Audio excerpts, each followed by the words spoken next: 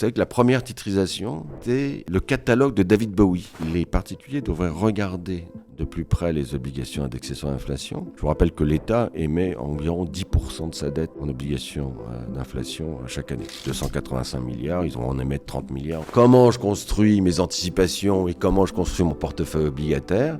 Quand les taux longs me plaisent, et si les taux longs correspondent à la projection de la Fed, à la prime de risque près, j'achète.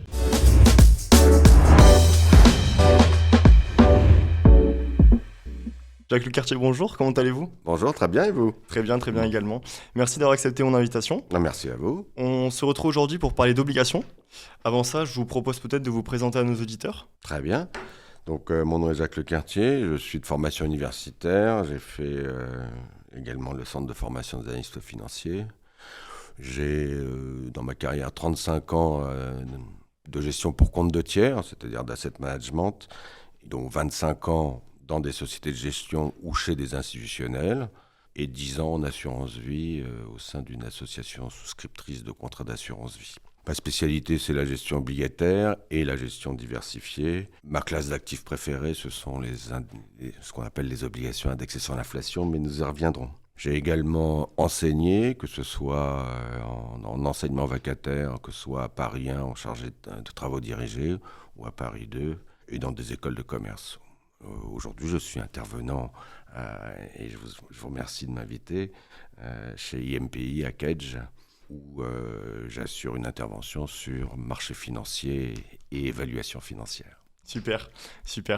Écoutez, du coup, on se retrouve pour parler donc d'obligations. Est-ce que vous pourriez un petit peu nous parler de cette classe d'actifs Bien entendu. Donc, les obligations, vous savez, c'est une valeur mobilière cotée, le plus souvent, qui représente une créance sur l'émetteur de la part du souscripteur. C'est un titre de dette qui peut être émis soit par les États, soit par les organismes supranationaux, type Banque européenne d'investissement, Banque mondiale, par des établissements financiers, bien sûr, banques et compagnies d'assurance, et par des corporates, par les entreprises. L'encours total du marché obligataire mondial est assez impressionnant. Il est de 133 000 milliards de dollars, avec bien évidemment le roi des marchés obligataires, le marché directeur américain, qui à lui seul représente 55 000 milliards de dollars, avec pour la dette d'État américaine, les US Treasuries, environ 25 000 milliards de dollars à ce jour, et la dette des entreprises, 10 000 milliards, le solde étant sur ce qu'on appelle dans le jargon les mortgage-backed securities et les obligations d'agences américaines. C'est pour ça d'ailleurs qu'on a tendance à dire que le marché obligataire américain, et je citerai un ancien conseiller de Clinton, c'est le marché américain qui impressionne tout le monde. Voilà, en ce qui nous concerne, nous, en zone euro, la dette d'État, par exemple, de la France est de l'ordre, comme tout un chacun le sait, de l'ordre de 2500 milliards d'euros. C'est le premier marché obligataire européen de la zone euro, la France. Derrière suit l'Italie, avec 2400 milliards pour sa dette d'État. Moins derrière, si je puis dire, l'Allemagne, de l'ordre de 1900 milliards. Les bons élèves. L'histoire de la dette d'État, si vous me permettez de focuser là-dessus. J'allais y venir, donc c'est parfait.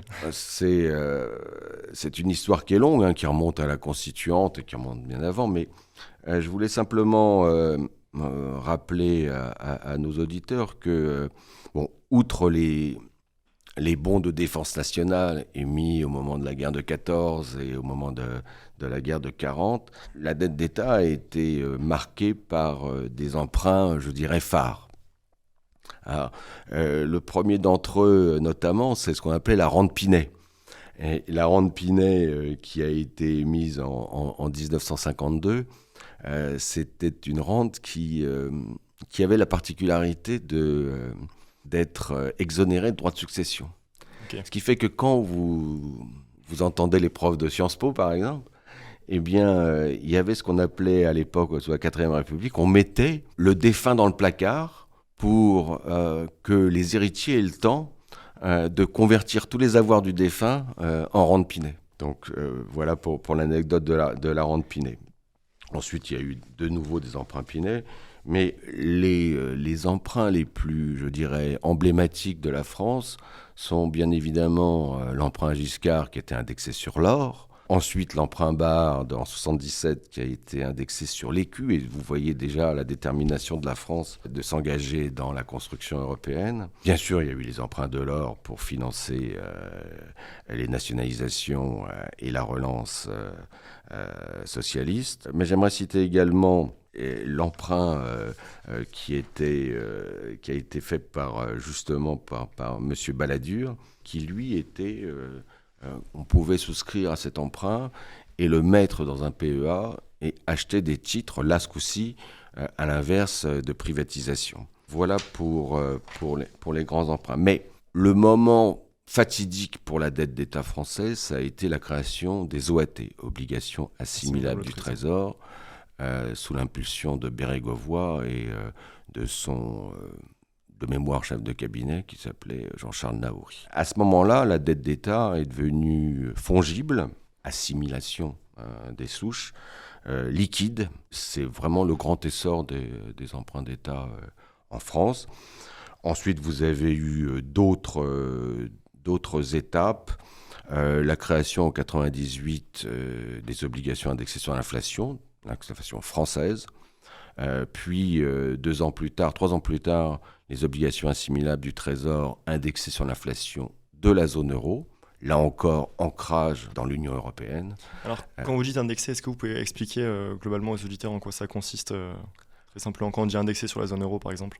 Bien sûr. Donc, la caractéristique d'un emprunt d'État ou d'un emprunt indexé sur l'inflation, c'est d'une part d'émettre avec un coupon plus faible, mais ce taux fixe, va être, lui, indexé sur l'évolution d'un indice d'inflation, en l'occurrence l'indice d'inflation hors tabac de la zone euro, au remboursement.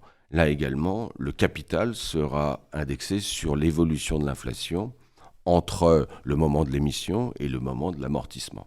Ce qui fait que vous avez une chronique des flux qui est tout à fait intéressante sur ce type d'obligation. Et j'ajoute, l'indexation est sur l'inflation hors tabac, et vous voyez déjà poindre la notion d'investissement socialement responsable au travers de cette indexation dite hors tabac. Ok. Je voulais vous demander maintenant, est-ce qu'il existe différents types d'obligations ? Enfin, en l'occurrence, vous en avez parlé. Est-ce que vous pouvez nous faire part de ces différentes obligations ? Bien sûr. Alors donc, comme je viens de le dire, donc, les principales obligations sont émises à taux fixe. Là encore, un coupon distribué annuellement en zone euro ou semestriellement aux États-Unis, et puis un remboursement dit in fine à l'échéance de l'obligation, ces obligations pouvant être émises à 2, 3, 5, 10, 30, 50 ans. Pour la France, par exemple, lors du grand emprunt qui a été mis en place par messieurs Sarkozy et Fillon pendant la crise de 2008, eh bien, a eu lieu la première émission d'une obligation d'État à 50 ans en France. C'est une OAT 2060. Elles peuvent être émises aussi à taux variable. Alors, en général, l'indexation, dans ces cas-là, le marché monétaire, notamment l'Euribor 3 mois. Là, on est plus dans le domaine des corporates qui se refinancent comme ça. Indexé, nous venons d'en parler. L'Euribor, si vous pouvez préciser pour les auditeurs. L'Euribor 3 mois, c'est les taux courts à 3 mois en vigueur sur le marché. Vous connaissez les taux courts qui sont, je dirais, envie de dire, drivés par les taux directeurs de la Banque centrale. Au jour le jour, ça s'appelle l'Ester. Et puis, quand on monte dans la gamme des maturités, nous avons l'Euribor 3 mois ou l'Euribor 1 mois, 2 mois, 3 mois, etc. En règle générale, ces obligations à taux variable sont indexées sur l'Euribor 3 mois. Par exemple, aujourd'hui, l'Euribor 3 mois navigue autour de 3,95%. Enfin, il reste encore une classe d'actifs, des obligations qui sont convertibles en actions. Alors, c'était une classe d'actifs qui était très en vogue quand j'étais jeune gérant dans les années 90. C'est un petit peu tombé en désuétude, mais il existe encore des fonds qui travaillent sur les obligations. Et pourquoi selon vous ?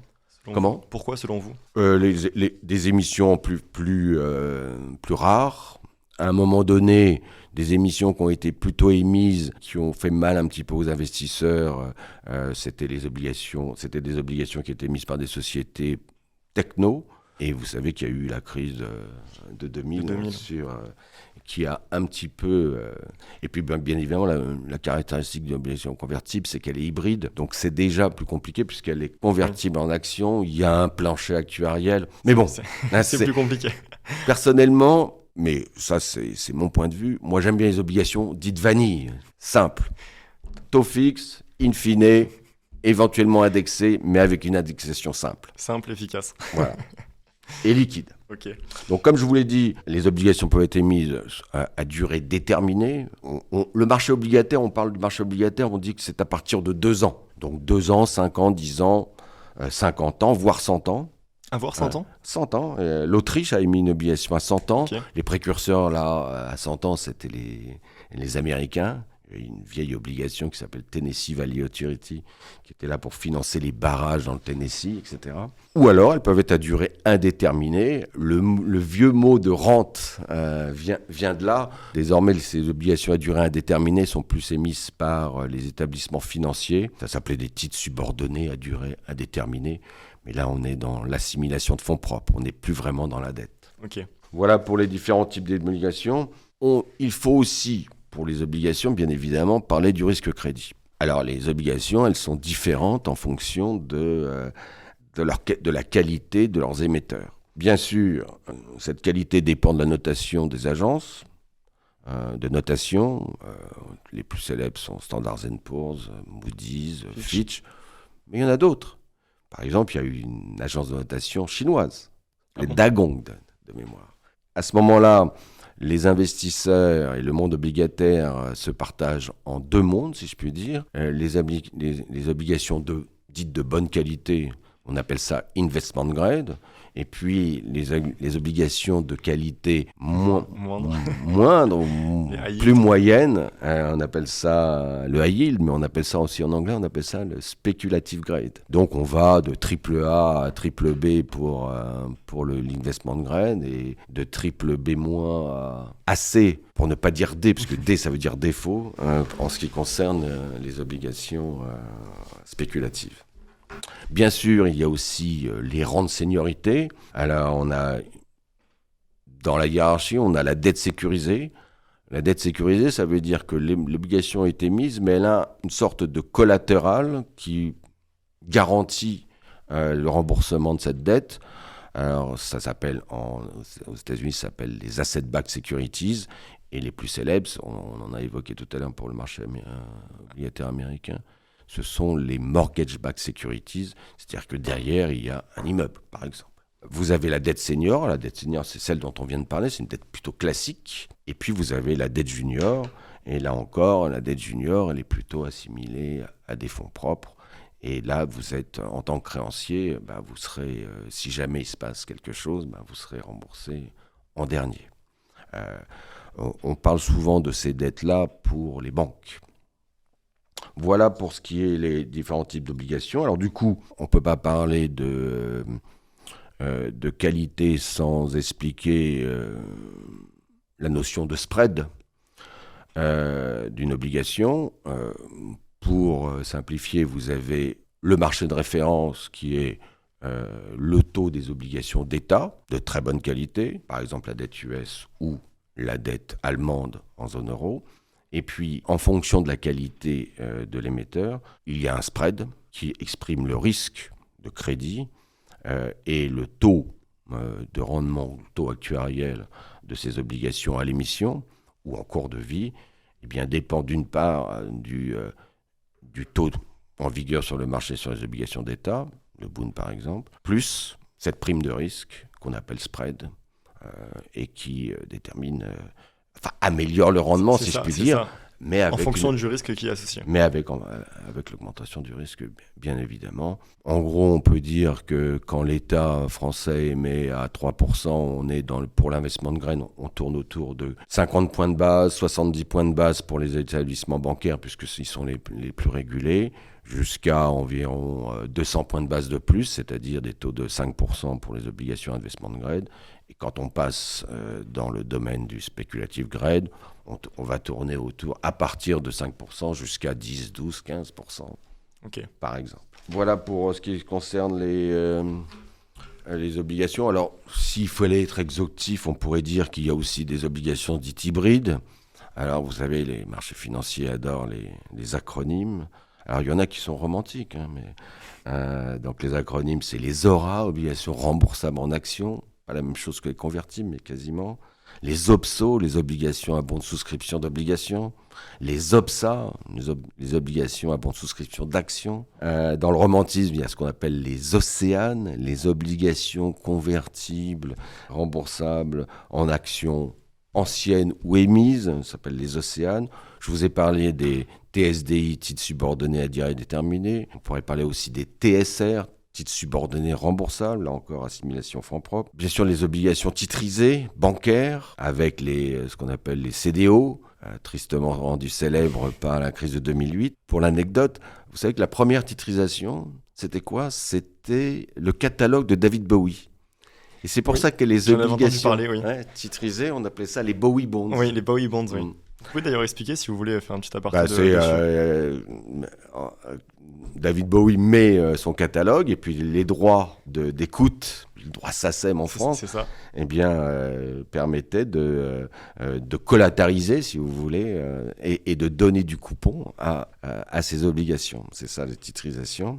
Alors, la titrisation bancaire, c'est j'ai un crédit, ils mettent mon crédit dans une structure de titrisation, ils mettent le vôtre, etc., etc. Et en fonction de nos ratings respectifs, eh bien, l'obligation va nous donner des rendements, etc. Et puis enfin, bien sûr, il y a ce qu'on appelle les obligations structurées ou les bons à moyen terme structurés, qui sont la plupart du temps sur lesquels sont assis ce qu'on appelle les produits structurés. Les BMTM sont souvent de signature bancaire, bien évidemment, puisque les titriseurs, ceux qui font des produits structurés sont en règle générale les banques. Voilà pour les différents types d'obligations. On va, excusez-moi de revenir sur les obligations à taux fixe. Donc, quand je vous l'ai dit, il y a celles les plus classiques, hein, les obligations vanille, in fine, taux fixe classique. Mais il y a aussi les obligations sans coupon. L'État français a été innovateur dans ce domaine, puisque sous l'impulsion de JP Morgan en 91, quand la courbe des taux était très inversée, eh bien, JP Morgan a proposé à l'État de démembrer ses obligations d'État, ses OAT, plusieurs coupons, et puis un coupon un titre de remboursement. Ça s'appelait le principal only. Ces obligations zéro coupon, j'insiste un peu là-dessus. Aux États-Unis, elles ont été très appréciées par les investisseurs. Pour la raison suivante. Vous savez qu'aux États-Unis, ça coûte cher de payer ses études à ses enfants. Eh bien, les ménages américains avaient l'habitude, quand un enfant naissait, d'investir dans une obligation zéro coupon. Et 20 ans plus tard, 20 ans plus tard, ça payait les études. Voilà, le remboursement de l'obligation zéro coupon permettait de payer les frais d'université à leur cher bambin. Voilà, c'est une belle classe d'actifs, celle-là aussi. Si je rentre un tout petit peu, mais je vais pas insister là-dessus, mais si vous prenez une obligation, ça se définit par, bien évidemment, son émetteur, on l'a vu. Ça se définit par le montant nominal de l'obligation, par son coupon, quand c'est une obligation à taux fixe, et puis par sa maturité. Donc la chronique de l'obligation, c'est imaginer une obligation émise à 3%, c'est à peu près le taux des emprunts d'État aujourd'hui en France. Eh bien, elle va vous distribuer 3% annuellement. Si elle a un nominal de 1 000 €, vous allez toucher 30 € tous les ans. Et puis, à l'échéance de 10 ans, par exemple, elle vous sera remboursée, le nominal vous sera remboursé à 1 000 € plus le dernier coupon, bien évidemment, des 3%. Voilà comment ça marche. En ce qui concerne les obligations zéro coupon, j'y reviens pas. C'est remboursé. Il n'y a pas de coupon intermédiaire et c'est remboursé. Le capital est remboursé à la fin. Ok. Voilà. Je voulais à présent, si c'est ok pour vous, parler de l'impact de la conjoncture actuelle sur le marché obligataire. On a vu en 2022 une hausse des taux directeurs qui a eu évidemment un impact sur le marché obligataire. Est-ce que vous pourriez un petit peu nous en parler ? Oui, bien sûr. Mais alors, si vous le permettez, avant de parler de l'impact de la hausse des taux directeurs et ses conséquences sur le marché obligataire, je voudrais revenir sur la caractéristique d'une obligation classique. à savoir, comme vous le savez, la relation inverse entre le cours d'une obligation, ou sa valorisation, et le taux. Oui. Quand les taux montent, le prix de l'obligation baisse. baisse.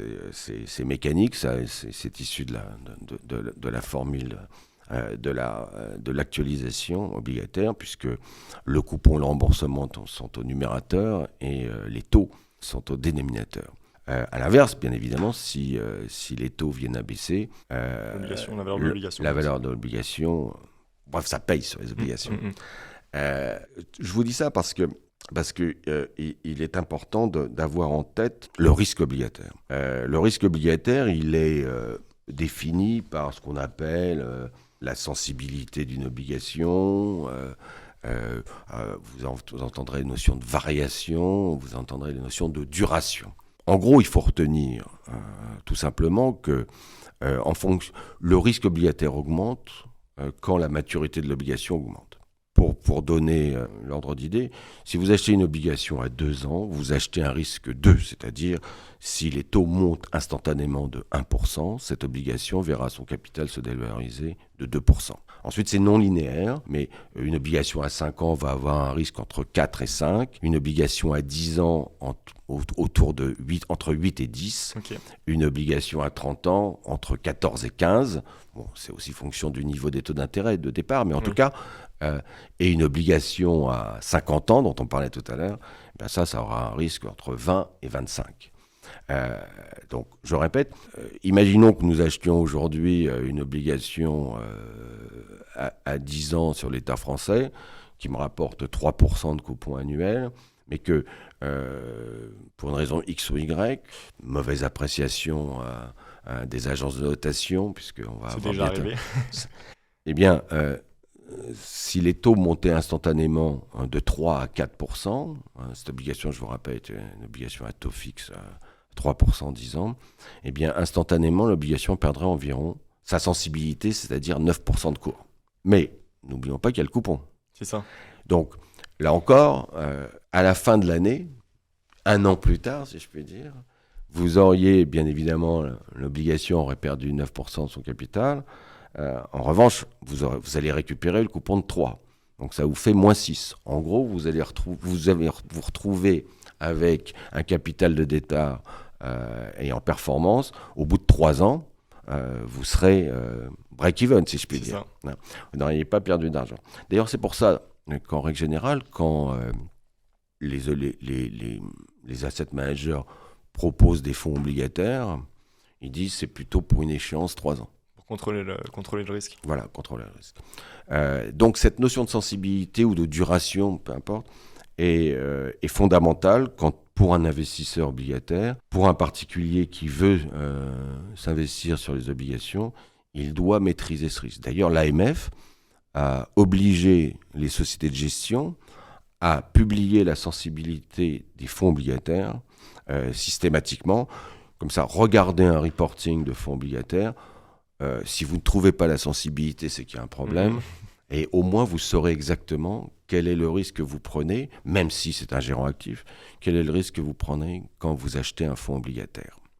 Et bien évidemment, si vous achetez un tracker, eh bien, vous aurez la sensibilité de l'indice. J'insiste là-dessus, ce qui est pour gérer le risque obligataire et pour le comprendre, un pourcentage d'obligations, ça ne suffit pas.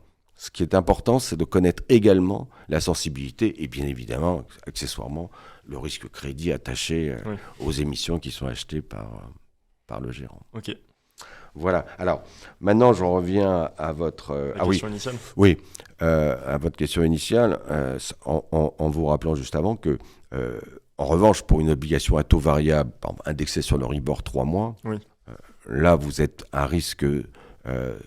en gros, vous avez une sensibilité de 0,25, pas plus. Donc, en 2022, comme vous le rappeliez, les banques centrales ont commencé à augmenter leurs taux et on les ont remontés de façon assez drastique, ce qui a provoqué bien, une chute du marché obligataire, sachant que si vous regardez l'histoire des taux, eh bien, vous saviez que pendant la crise du Covid, les taux longs étaient passés négatifs.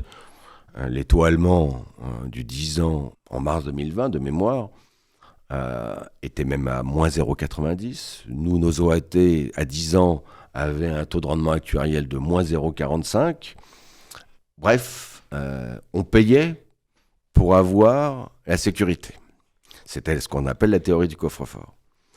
Et puis, eh bien, le temps a passé et on a eu une hausse de l'inflation, je dirais importée, du fait notamment de ce qui s'est passé avec le déclenchement de la guerre par les Russes en Ukraine. Et la période post-Covid aussi. Et là, bien sûr. Et sachant que pendant le Covid, il fallait faire le quoi qu'il en coûte, ou le whatever it takes de M. Draghi, mais ça c'était lors de la crise des dettes souveraines en 2010-2012. Et donc les dettes d'État ont bien évidemment augmenté. Mais le point important, c'était l'inflation, inflation des matières premières, mais surtout inflation provoquée par les ruptures d'approvisionnement. Ceci nous a propulsé l'inflation. Les banques centrales, fidèles à leur mission, ont remonté les taux de façon violente, oui. Ce qui s'est propagé sur l'ensemble de la courbe des taux, sur les maturités 2 ans, 5 ans, 10 ans, 30 ans, provoquant bien évidemment une hausse des taux longs. Les taux longs de mémoire, donc je vous dis au plus bas pour la France, c'était moins 0,45 en mars 2020, et on s'est retrouvé avec des taux qui sont remontés aux alentours de 3,70. Okay. 3,70 sur le 10 ans.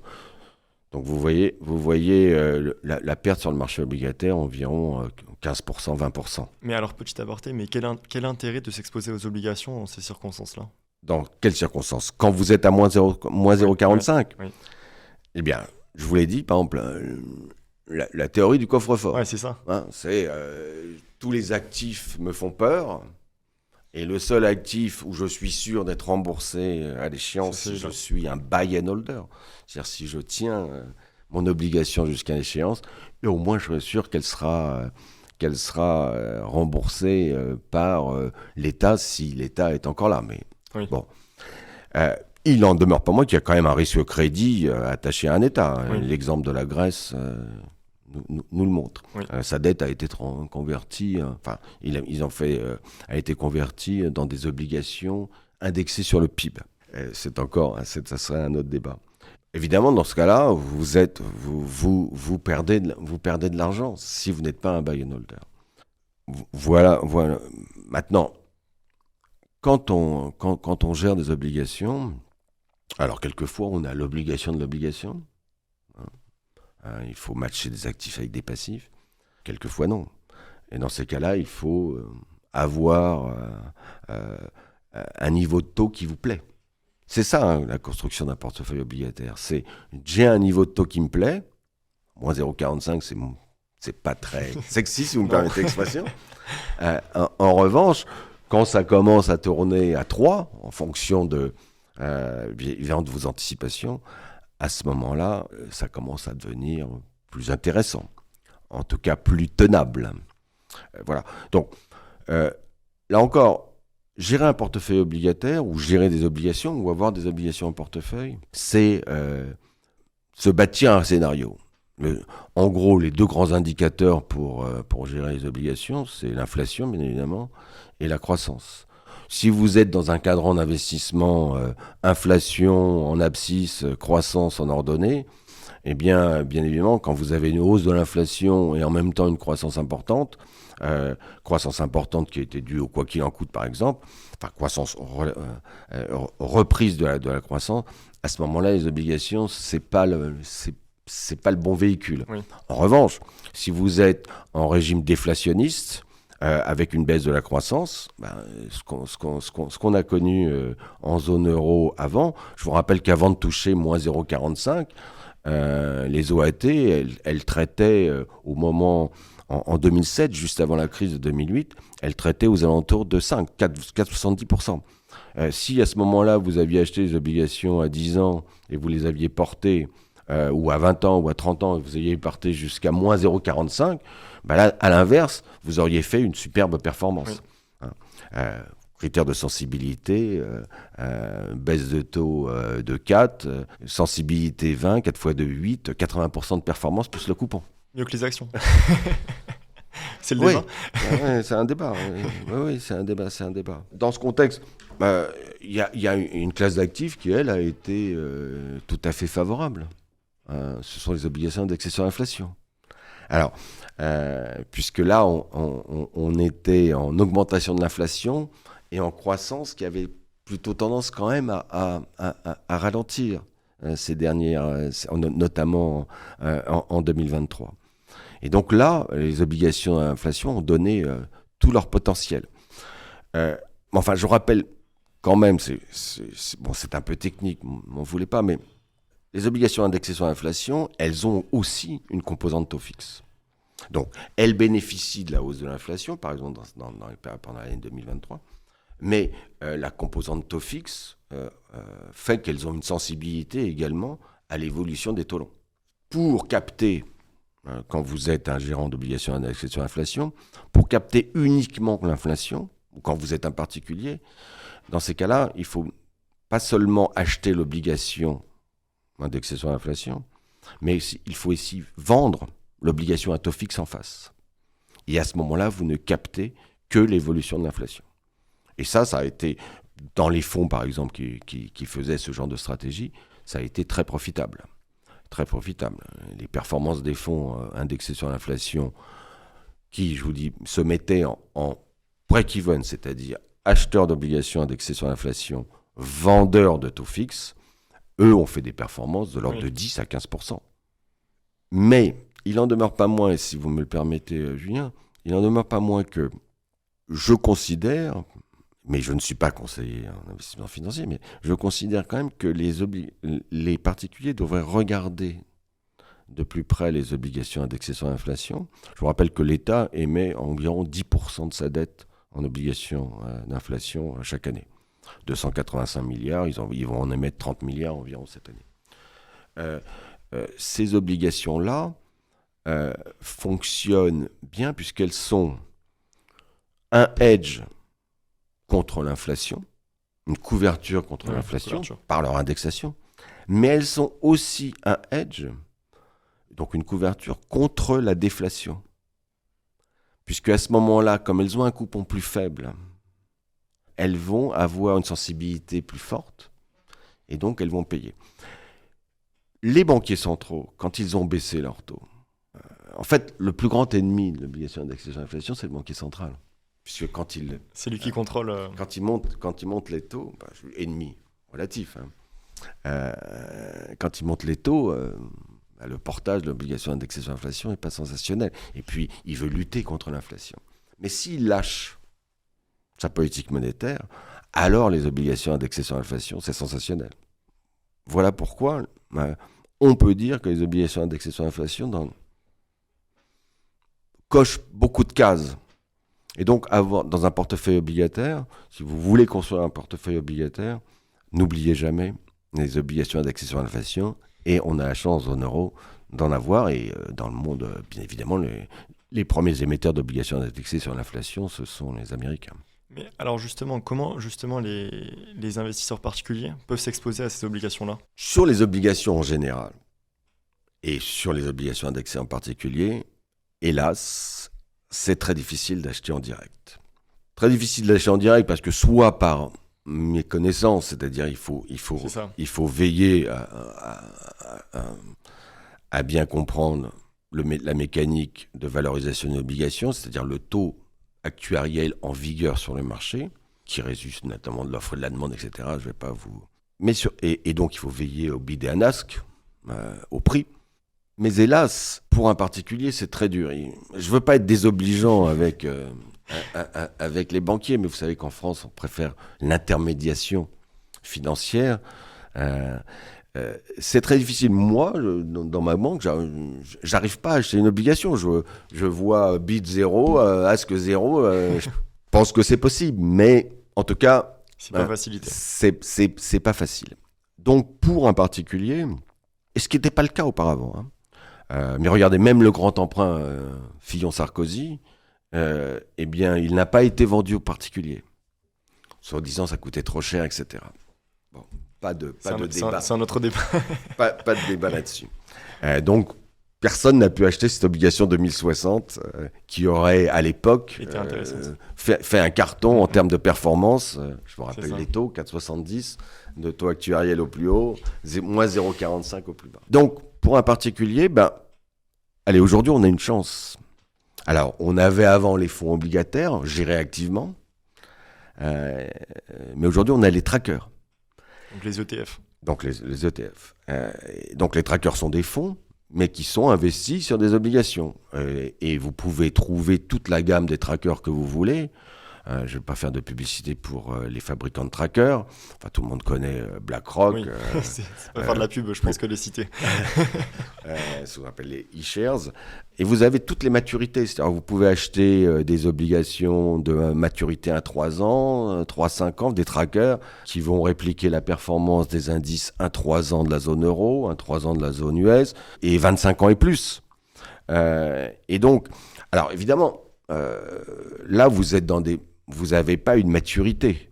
C'est-à-dire que si vous vouliez adosser un paiement à 2 ans, c'est pas avec un tracker que vous allez le faire. Seul avec une obligation remboursable à 2 ans, ou un compte à terme si vous voulez, mais là c'est de l'intermédiation. Mais en tout cas, seule une obligation à 2 ans pourrait vous permettre d'adosser. Là, vous êtes en taux constant. Ce sont des maturités à échéance constante, si je peux dire. Il n'en demeure pas moins que vous pouvez vous exposer de cette façon, sur du 1-3 ans, et je vous dis, même sur du 25 ans et plus, grâce au tracker. Alors, vous pouvez vous exposer aussi, ça c'est ce qu'on appelle la gestion passive. Vous pouvez vous exposer sur les obligations, évidemment, via des fonds obligataires, mais gérés en gestion active. À ce moment-là, vous n'avez pas obligatoirement la même anticipation que le gérant. Donc, vérifiez, bien évidemment, dans les reportings mensuels, comme je le disais tout à l'heure, son benchmark, c'est-à-dire quel indice il traque en gestion active, et puis quelle sensibilité il a si vous voulez vous exposer. Si aujourd'hui les taux français vous intéressent à 3, les taux allemands à 2,5 ou plutôt les obligations américaines à 4,70, eh bien vous pouvez acheter un fonds mondial ou un tracker mondial d'ailleurs. Moi j'en ai fait créer un. À ce moment-là, vous savez que vous aurez, après vérification pour le gérant actif, la sensibilité des obligations monde sur le tracker donné. Voilà la façon la plus simple. Alors, de s'exposer aux obligations, ça en général. Et pour les obligations indexées, c'est exactement la même chose. Il existe des trackers d'obligations indexées, zone euro, zone US, et puis vous avez même des trackers qui répliquent la stratégie que je vous ai indiquée tout à l'heure, à la fois qu'ils sont longs d'obligations indexées et short, vendeurs d'obligations à taux fixe. En général, ça s'appelle, vous verrez les noms de ce genre de trackers, c'est expectation inflation. Okay. Voilà. Vous pourrez faire la différence. Mais là encore, j'insiste pour un particulier, même si ça suppose un peu de connaissance. De lecture en tout cas. De lecture. Regardez bien les reportings, regardez bien ce qu'on appelle les documents d'information client, mais vous avez cette possibilité-là désormais à moindre coût pour les trackers. Un tracker de taux, les frais de gestion c'est 0,10 maximum, 0,005, 0,010, 0,20. C'est l'avantage des trackers. Voilà, c'est l'avantage des trackers par rapport aux gestions actives. Mais il existe de très bons fonds obligataires gérés en gestion active par les sociétés de gestion. La France est un pays où il y a beaucoup de sociétés de gestion qui sont ce qu'on appelle des maisons de taux. Celles-là sont à regarder. Et puis aux États-Unis aussi, bien évidemment. Mais là encore, je ne vais pas citer de nom. Mais il y a eu des grands gérants vedettes d'obligations, notamment chez Pinco, etc. Voilà, j'ai cité un. Voilà, ça y est, c'est fait. on l'appelait le Bond King. Le Bond King. Oui. C'était un grand gérant. Il a pris sa retraite, je crois, aujourd'hui. Bon, dommage. Voilà, c'est comme ça qu'on s'investit sur les obligations aujourd'hui. Ok. Je voulais vous demander maintenant comment un investisseur particulier doit-il décider de la répartition qu'il fait au sein de son portefeuille entre les actions et les obligations? Alors évidemment, c'est pas du conseil d'investissement, ça on le répète, mais pour vous, quels sont les éléments à prendre en compte pour faire cette répartition? Les éléments à prendre en compte, c'est clair, c'est ce que je vous disais tout à l'heure, c'est le scénario de croissance, inflation. Ça, c'est ce qu'on appelle l'analyse fondamentale. Avoir ces anticipations d'inflation, avoir ces anticipations de croissance, savoir que la Banque centrale n'est pas derrière la courbe des taux, mais devant, et qu'elle va vous tuer l'inflation, puisque l'inflation, normalement, c'est le plus méchant pour les obligations à taux fixe. Bien évidemment, avoir son scénario. Donc, surveiller bien évidemment le niveau de taux. Si le niveau de taux vous agrée en fonction de votre propre scénario.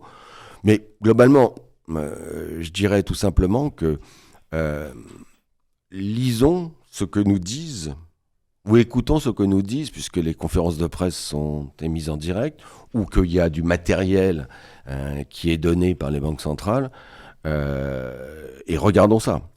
Je prends un exemple simple, mais qui est très efficace. La Fed, la Réserve fédérale américaine, la Banque centrale américaine, elle publie tous les 3 mois ce qu'elle appelle son matériel de projection. Et elle donne ses projections sur la croissance réelle, donc la croissance de l'économie réelle, et le niveau d'inflation qu'elle croit. La Fed a une particularité, c'est qu'elle surveille, et elle a un indicateur fétiche qui s'appelle le core inflation, le core PCE, c'est-à-dire l'inflation sous-jacente, c'est-à-dire hors prix de l'énergie et de l'alimentation. Et pour elle, le cadrage, sa mission, c'est de maintenir les taux à 2%. Voilà, cet indicateur autour de 2%. Le plein emploi et la croissance. Et j'en ai oublié un. Ouais.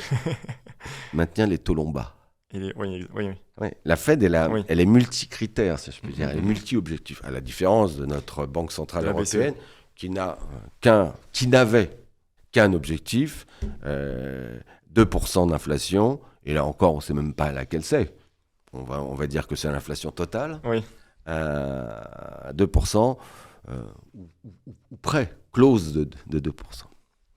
Mais la Fed, elle a plusieurs objectifs. Oui. Le plein emploi, comme on voit, et maintenir les taux longs bas.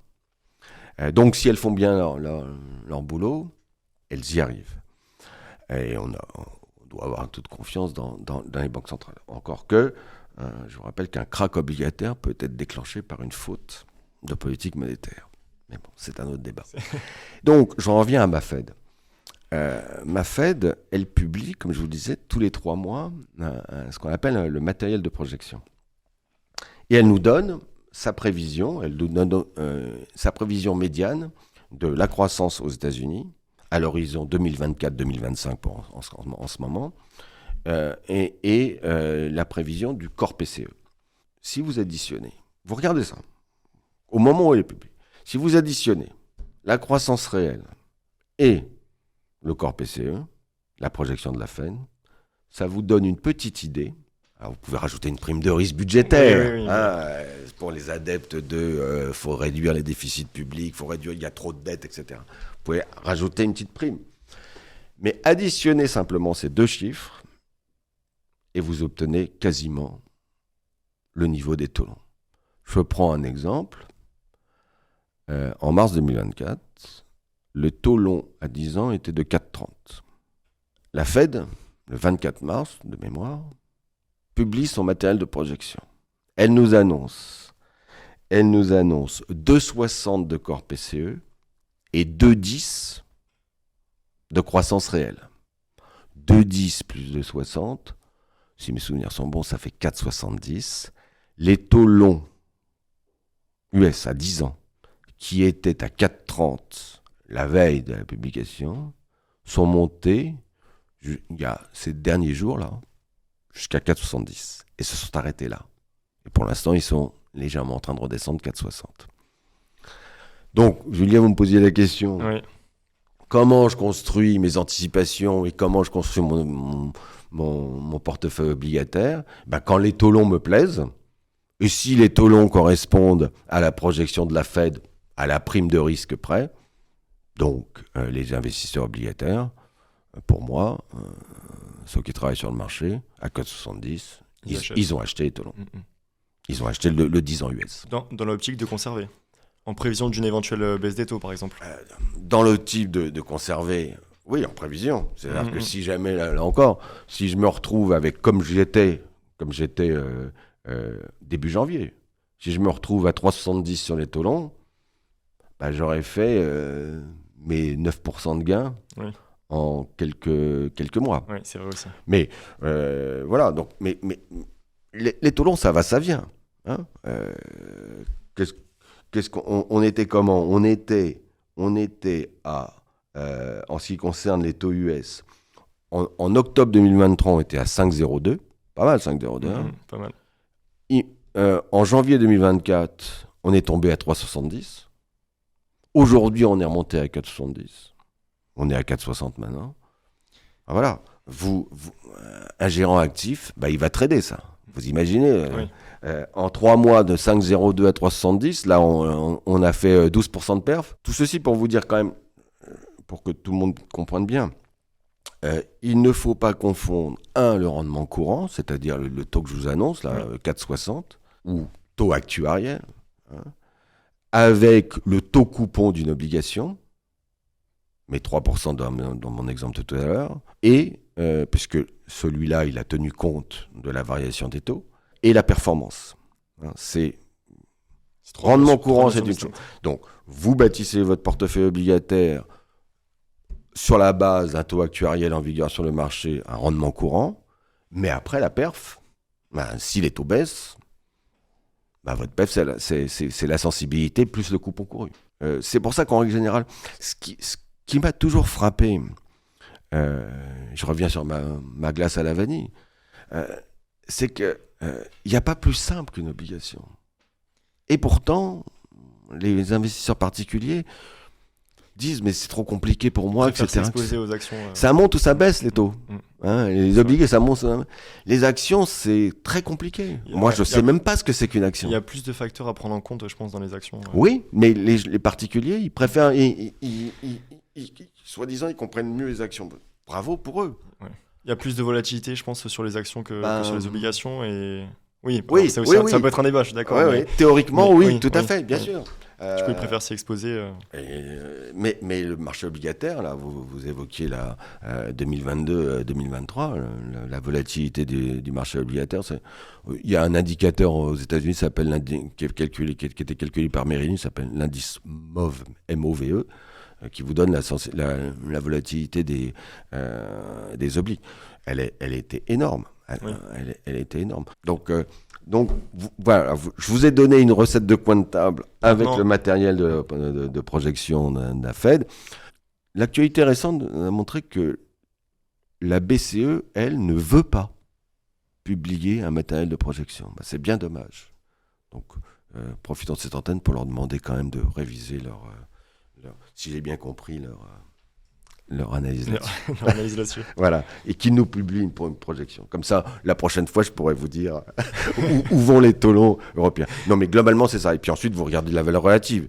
C'est-à-dire que vous êtes à 4,70, 4,60 sur les taux US, vous êtes à 2,50 sur les taux longs du Bund.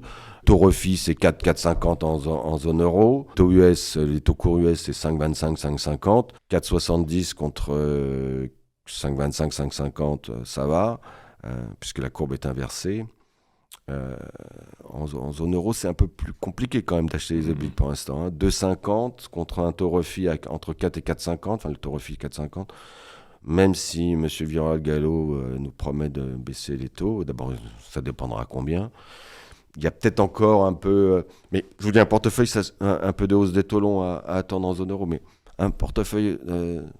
obligataire, ça se construit dans le temps. Okay. Quand on était jeune, on appelait ça l'obligation de l'obligation. Oui, je suis sûr qu'il faut l'obligation de l'obligation aujourd'hui. Ok, Voilà. ok. Donc vraiment important d'insérer dans un portefeuille une partie d'obligations et de ne pas centraliser le portefeuille sur tout ce qui est action, quoi.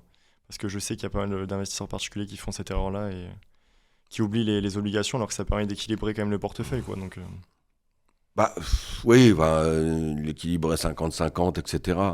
Si on a le temps pour nous, 50% d'obligations monde, 50% de MSCI World, enfin d'un indice mondial. un tracker sur les actions mondiales. Et un tracker sur les obligations monde. Oui, c'est une allocation. Puis la diversification. Bon, enfin, moi, je suis pas un gros adepte de la diversification, mais je vais vous donner un exemple. Vous connaissez la théorie de Nicolas Taleb, celui qui a écrit Le Cygne noir. Il a parlé d'un portefeuille. Donc, je vous rappelle, les banques, c'est sécuritaire, 30% d'obliques, 70%. Oui. Non, 70%, Oui. 70% d'obliques, 30% d'actions, équilibré, vous Il y a l'avez toujours des cité. portefeuilles type de ce Voilà. style. Oui. Taleb, lui, il a dit mais pourquoi ne pas faire un portefeuille non conventionnel, qui serait ce qu'on appelle un portefeuille antifragile. Il appelle ça le portefeuille antifragile. Portefeuille antifragile, c'est un portefeuille qui est sous forme d'altère. Vous investissez une grande partie sur l'actif sans risque, ou soi-disant sans risque, puisque l'obligation, c'est pas sans risque, Oui. on l'a vu. Et puis, vous investissez une petite partie sur l'actif le plus risqué possible. Prenons un exemple, et c'est la même chose. Donc, il parle notamment des actions, du coup. L'actif le plus risqué, c'est, allez, on va dire que c'est le private equity. Oui. Les Si on veut actions rentrer non cotées. dans les termes techniques, Les actions, c'est non coté, oui. les small cap, les mid cap, les micro cap. Voilà. C'est ça les actifs les plus risqués. Bien sûr. Je vous parle pas du Bitcoin, bien évidemment. Oui, ça c'est encore autre chose, mais oui. Mais donc, refaisons un calcul de quanta, si vous voulez bien. Aujourd'hui, je vous ai dit que les taux des OAT étaient à 3%. Quel est le prix d'une obligation zéro coupon OAT à 10 ans sur un taux actuel de 3%? C'est 75% de son nominal. Donc si moi j'étais un particulier, si ma banque avait la gentillesse de me coter les obligations, je reviens pas là-dessus. Si vous voyez l'épisode. Voilà. Qu'est-ce que je ferais ? Je pourrais bâtir un portefeuille antifragile à la façon Taleb. C'est-à-dire que au-delà de faire mes 50-50 habituels, je fais 75% sur un zéro coupon en 10 ans. Si j'ai mon horizon d'investissement, c'est 10 ans, bien évidemment. Et je mets 25% sur un fonds de microcap, un fonds de private equity, etc. À l'échéance de 10 ans, imaginez, tout se passe mal pour... bien sûr, j'ai perdu le porte-monnaie, mais tout se passe mal sur le private equity ou sur le fonds de microcap. Mes 25 sont devenus 0, mais mes 75 sont devenus 100. J'ai rien perdu, j'ai rien gagné. Mais au moins... Oui. J'ai préservé mon capital. C'est ça. Voilà. C'est dans l'optique de préserver son capital. Donc, après, pour le développement, c'est peut-être pas ce qui est optimisé, quoi. Voilà. Tous les coups sont permis, si vous voulez, sur les marchés financiers. Mais là encore, on se structure, on fait pour un particulier, vraiment la meilleure des choses, indépendamment indépendamment des classes d'actifs sur lesquelles il est. C'est l'investissement programmé, c'est-à-dire vous investissez en fonction en DCA. Voilà, le DCA, le dollar. Vous investissez en fonction de vos revenus chaque mois, plus vous rebalancez votre portefeuille. Si votre portefeuille se déforme, imaginez que vous soyez un portefeuille 50-50, 50% oblique, 50% actions. Imaginez que les actions montent de 10, votre portefeuille s'est déformé. Il est à 55% actions en curseur et 45% en oblique. Donc il faut le rééquilibrer pour venir à l'équilibre. Donc c'est-à-dire qu'en gros, vous vendez l'actif qui a monté et vous achetez l'actif qui a baissé. Et vous rééquilibrez. C'est ce qu'on appelle le rebalancement.